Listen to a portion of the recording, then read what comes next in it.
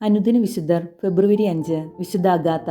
Christian പ്രാചീന കാലത്തെ ഏറ്റവും ബഹുമാനിക്കപ്പെടുന്ന കന്യക രക്തസാക്ഷികളിൽ ഒരാളായ വിശുദ്ധ അഗാത്ത സിസിലിയയിലെ ഒരു കുലീന കുടുംബത്തിലാണ് ജനിച്ചത്. അവൾ വളരെ ചെറുപ്പത്തിൽ തന്നെ കന്യാവ്രത വാഗ്ദാനം വഴി തന്നെ ദൈവത്തിന് പരിപൂർണമായി സമർപ്പിച്ചിരുന്നു.